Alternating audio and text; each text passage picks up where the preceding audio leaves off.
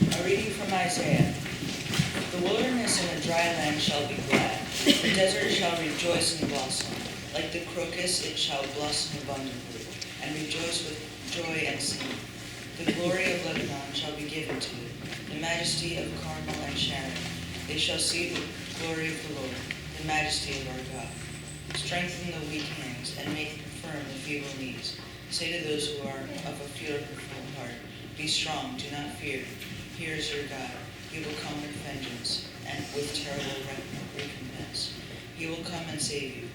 Then the eyes of the blind shall be opened, and the ears of the deaf unstopped. Then the lame shall leap like a deer, and the tongue of the speechless sing for joy. For water shall break forth from the wilderness, and streams in the desert. The burning sand shall become a pool, and the thirsty ground springs of water. The haunt of jackals shall become a swamp, the grass shall become reeds and bushes. A highway shall be there, and it shall be called the Holy Way. The unclean shall not travel on it, but it shall be for God's people. No traveler, not even foolish, shall go astray. No lion shall be there, nor shall any ravenous beast come upon it. They shall not be found, but the redeemed shall walk there, and the ransom of the Lord shall return, and come to Zion with singing. Everlasting joy shall be upon their heads. They shall obtain joy and gladness, and sorrow and sadness shall flee away. The word of the Lord. Thanks be to God.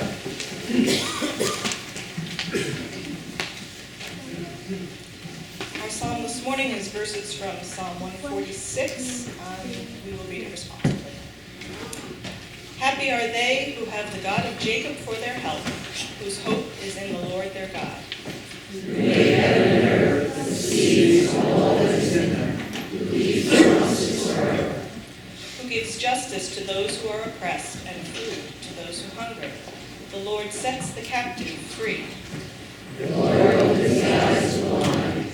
The Lord lifts up those who are bowed down. The Lord loves the righteous. The Lord cares for the stranger. The Lord sustains the orphan and the widow, but frustrates the way of the wicked. The Lord shall reign forever. Your God will shine throughout all generations. Hallelujah. A reading from James. Be patient, therefore, beloved, until the coming of the Lord. The farmer waits for the precious crop from the earth, being patient with it until it receives the early and the late rains. You also must be patient. Strengthen your hearts, for the coming of the Lord is near. Beloved, do not grumble against one another, that you may not be judged. See, the judge is standing at the doors. As an example of suffering and patience, beloved, take the prophets who spoke in the name of the Lord. The word of the Lord. Thanks be to God.